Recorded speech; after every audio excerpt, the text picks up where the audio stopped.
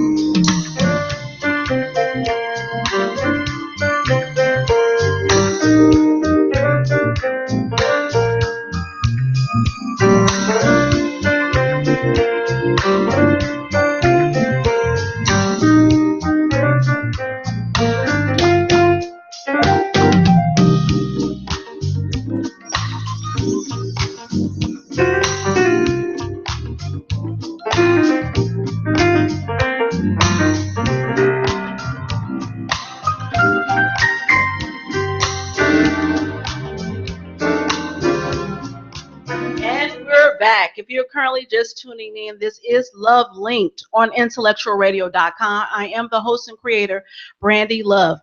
And live in the studio today is filmmaker Cornell Ford. Welcome, Cornell. How are you? Woo! It's good to have you. So I am so excited about your premiere of Eyes from Eden. But first of all, give us a little bit of background, and how did you get into filmmaking? Started for me in 2006 from inspiration of a guy that was living next to the the music studio that I was making music out of. And he basically inspired me to try something different since I had a studio. And once I started to do a short film, I realized that this is something that I feel comfortable with, and I was excited to keep going. Now, were you born and raised in Chicago? South Side. Okay. CVS 91 alumni. You understand? South Side, yes, indeed. Mm-hmm. So where did you get your training? How did you start your filmmaking training? Filmmaking training was more or less just going on the sets, listening to the action, listening to what the directors and stuff were saying, and just soaking up anything that I felt I could use to advance myself in moving forward into it. Schooling just came from wherever I was helping out. I always wanted to take something home from wherever I was helping out in production. So my school wasn't formal, technical, book savvy. I had like maybe 3 weeks of school for TV production up in Waukegan for Comcast, where I produced a public access show. Aside from that, no major long course school or nothing like that. And so what people don't know is public access is a good platform to get your work because I did start off at public access at CAN TV. So that is a good platform. And also, is it Eyes from Eden your first film, or did you have other films that you started off with previously? Well, I started in 2006 with a short film entitled The Beat. That was my very first works of any type of film, short film, any type of works. That was my very first one.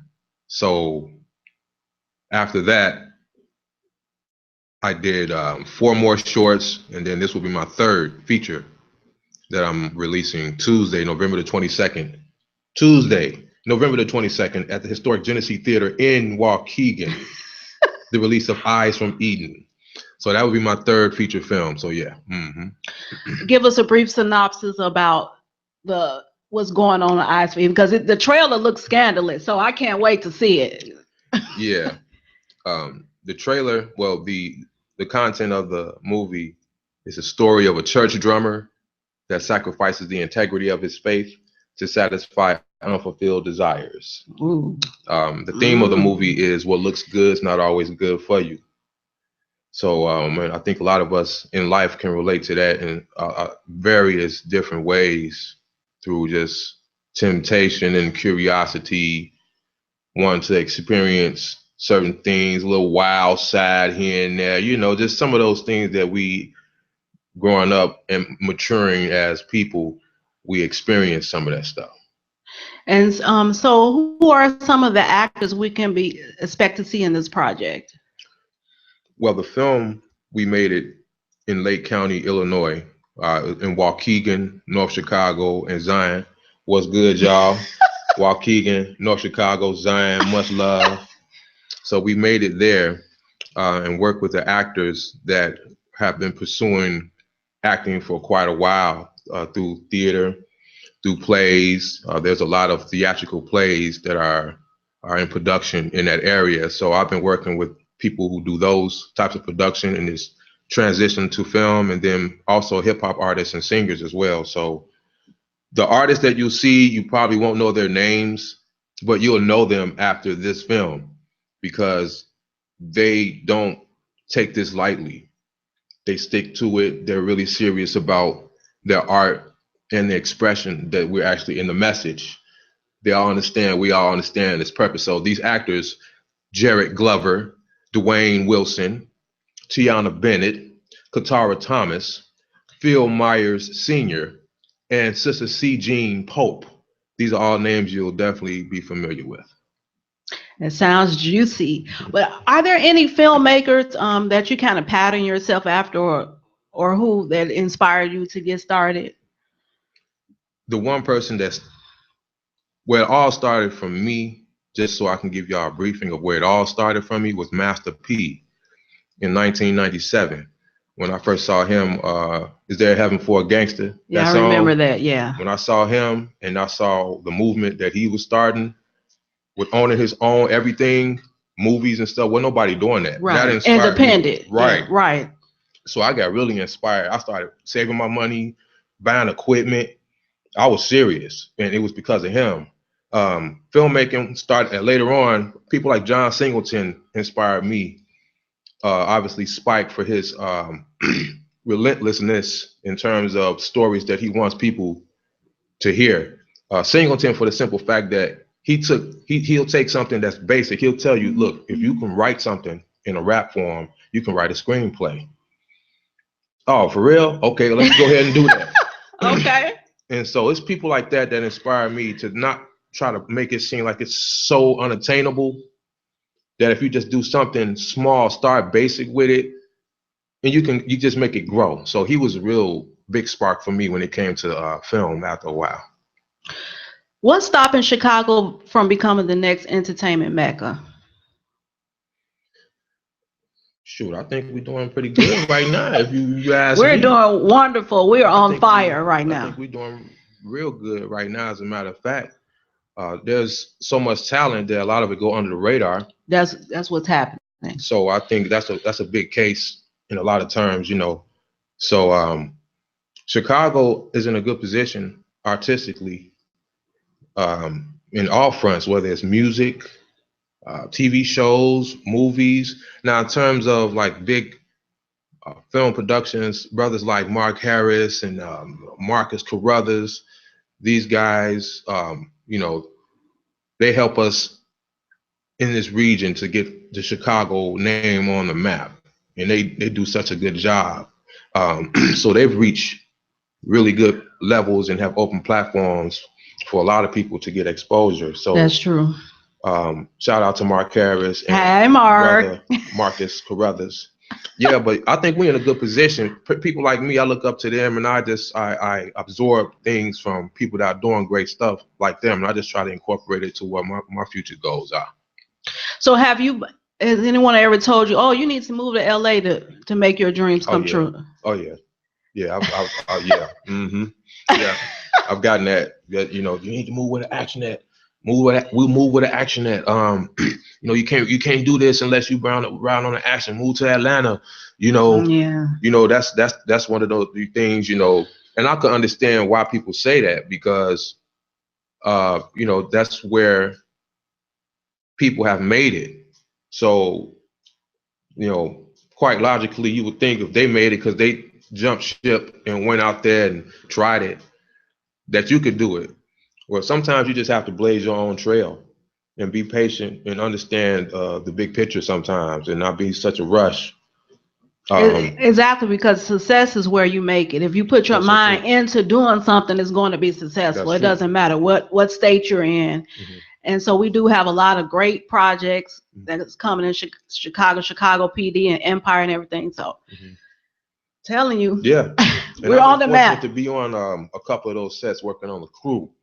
Not necessarily doing anything in front of the camera, but working with the crew.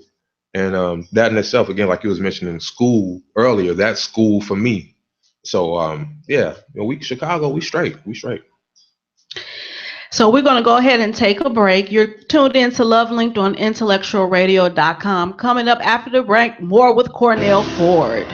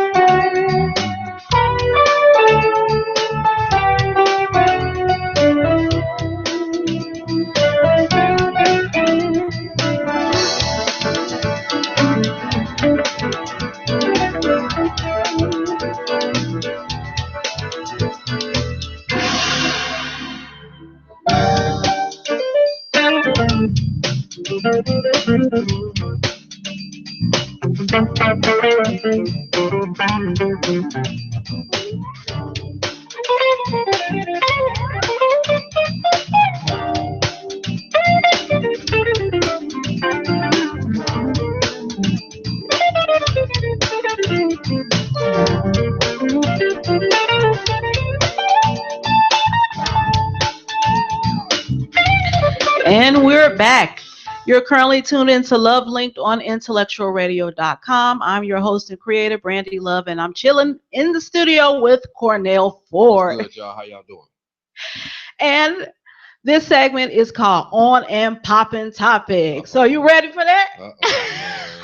Hey, mama, thinking cap on, like back in the day. Hold on. Okay. Oh, the presidential elect.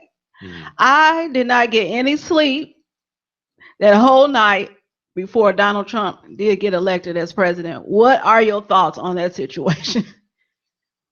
It strikes me as like, man, popular vote is what popular votes are. It just basically tell you who the people really want in there. And then you come to find out that the electoral college vote, which has been known for a while, but people don't really talk about it. The electoral votes per like 12 states, I believe it is, 12 battleground states. Those are the votes that really, really matter. So as this, that's the system has their own way of wanting to dictate things. Yeah. There's nothing you really can do in certain situations, but what you can do, yeah, definitely go out and vote and stuff. Because in your region, your local regions, your local communities, that's really where it really matters to your vote locally.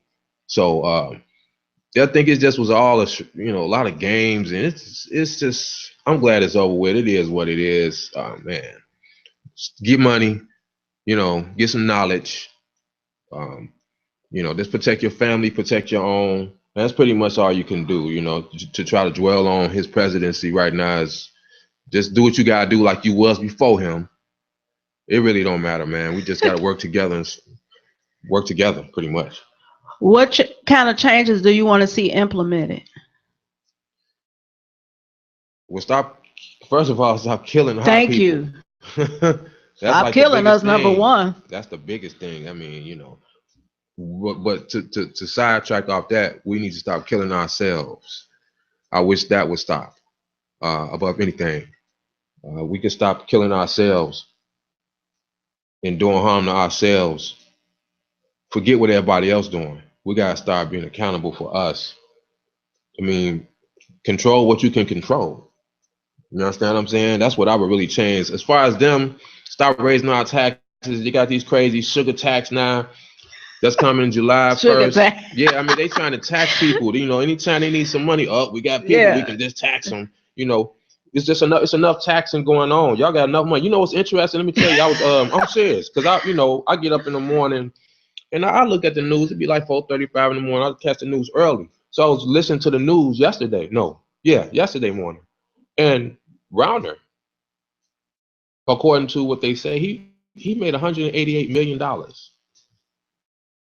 Ridiculous. And he paid 24% tax, so he really grossed 143 million. Now, how you got all that money? And certain areas in the state, you can't even meet with someone to create a budget. They haven't had a state budget for 17 months. They haven't had a budget. The state hasn't. So create the money and put it to where it needs to go. It's not that hard, y'all. Y'all just being greedy. There's just too much greed. So I ain't finna vent all day, but it's just too much garbage.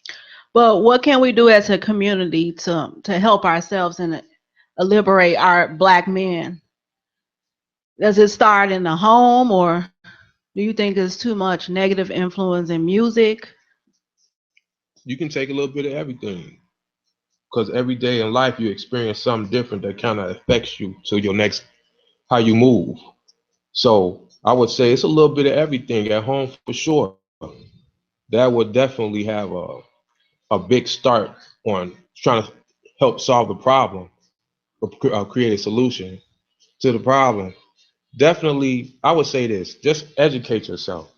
Education and learning how to put yourself in good situations and stuff. And the people that you associate with, businesses are really important. Our black businesses are really important. That economic flow, we need to support as much as we can black businesses. And the black businesses need to make sure we have the quality products and everything that we need to service our people.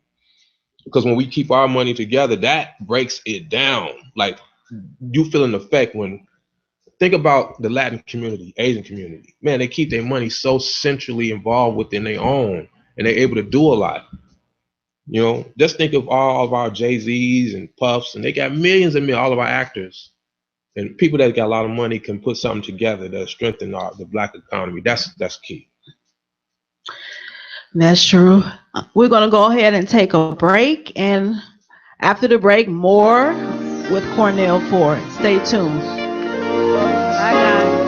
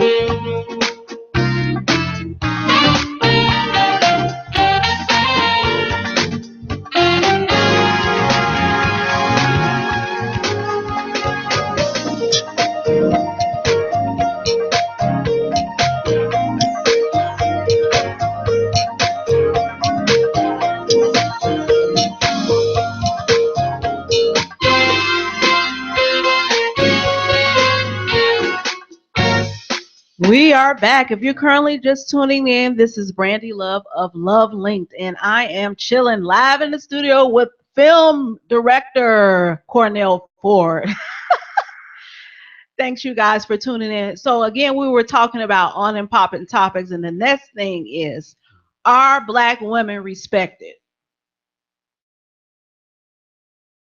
Not as much as they should be. And from you know what I'm saying, just from outside looking in, if you don't really know a black woman, you're gonna judge them based off what propaganda wants you to see of black women. There's a lot of great black women. Okay, we are the black woman is beginning to get more and more respect because black women are powerful. Extremely. So what I believe should happen with people is to just know that everyone, what you see ain't always what everybody is. You just have to get to know people, and don't take what you see from someone else or what their actions is and categorize it as that's what that whole class of people are. But I'll tell you this though, ain't too many, I don't know too many sisters that's gonna take being disrespected. You know, so we our sisters are becoming more and more respected than what people want to give them respect of their greatness. That's what I think. What was the origin? Because it just seems like there's a mass epidemic of disrespect. I listen to a lot of rap songs. I can't even listen to the whole thing before we call, out of our name. So who said it was okay for that to begin? Well, stuff like that been taking place for so long that unfortunately people pass down that bad behavior to kids and other people, and so they absorb it and think it's cool or macho, or a lot of young kids, they think it's cool because of what they see, call a young woman a B or want to brag about how they did this with her, and and then if you see someone that may have a little self-esteem issue or something, that don't mean try to take advantage of that person. You understand what I'm saying? So a lot of times, when you come up as a young brother looking at sisters, you just trying to be cool sometimes. They don't really know. What's they call it? Young, dumb, full of, you understand? So, and young sisters, 'cause I see a lot of young sisters fighting too. We have to strengthen themselves in their character and stuff. And so, if young sisters give that strength and that energy that I'm not going to take no mess, then a lot of brothers gonna have to kind of switch up how you doing. So it's kind of a two-way street. People only gonna allow you to do what you allow them to do. I hope I said that right. That's true. So yeah. But then there's some men that say, okay, they're not respecting themselves, so if they don't respect themselves, that just kind of gives me the green light to just treat them any kind of way, and I don't agree with that. Right. That's why I was saying, like with the self-esteem issue, or you see that she kind of naive, or stuff like that. I don't mean try to use her, take advantage of her. You messing with somebody's emotions and stuff. Yes. You know what I'm saying? That stuff hurts when somebody messes with your emotions and want to take advantage of you. I've been done that way. So wow. And from a man's perspective? From a man's perspective, getting that type of treatment. Wow. When you get so men have deep emotions as far. Oh yeah, and you got to be man enough to admit it though. You understand what I'm saying? Because in life, I think everybody in life wants to just be loved. I don't care how macho or gangster you want to be. You want to be loved. I don't care what form it is. You want the love. So when you with somebody and you feel connected to that person, you're gonna give your all in most cases. And a lot of downfalls with people that get taken advantage of is not taking, heeding the red flags, and that's just part of growing and learning what's important, what should be important to you in a relationship, and what ain't. So yeah. But to add on to your point though, like brothers shouldn't be trying to take advantage of sisters that got esteem issues. Yeah, it's not. That don't help the cause. That don't help. Not that perpetuate terrible behavior, and it just goes down. And there's a lot with teenagers and young people in their 20s. Stuff that needs to kind of slow down. So. But what do you have to say to black men that say, "Oh, I don't want to date a black woman anymore because she has an attitude problem"? I was like that. When did this details? I wouldn't to the point where I didn't want to date no black women, but it's just the attitude thing. Like, man, and this was a while ago until I started to understand that the attitude is part of the strength. You know what I'm saying? You have to know how to interpret when a woman is quote unquote giving you some attitude. That's part of the strength. And I had to learn how to receive it, and know how to learn how to incorporate who I am with that, and not take it as something as negative. So that's when I was like in my late 20s. I was like, damn, I'm tired, and then I just felt like, man, your own kind. That's part of the reason that we can't stay together, is because when things get bad, we want to go and jump into a whole nother situation, abandoning our own. That's not good. We have to stay linked, and so I to brothers that if you whatever make you happy, at the same time, just try to think about what's important other than some selfish reasons. Sometimes think about some other things. So we're going to go ahead and take a break right now. When we come back, Cornell is going to give us more information about his premiere. You are currently tuned in to Love Links.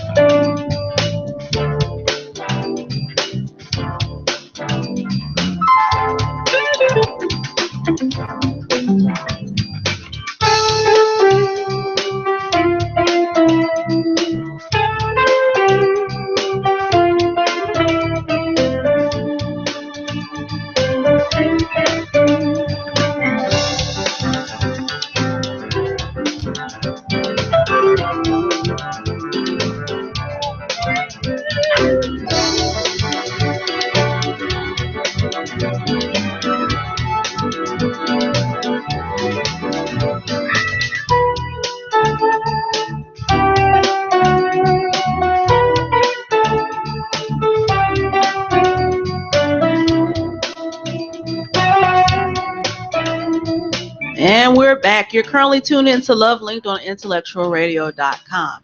So, Cornell, once again, tell us all the details about your red carpet premiere.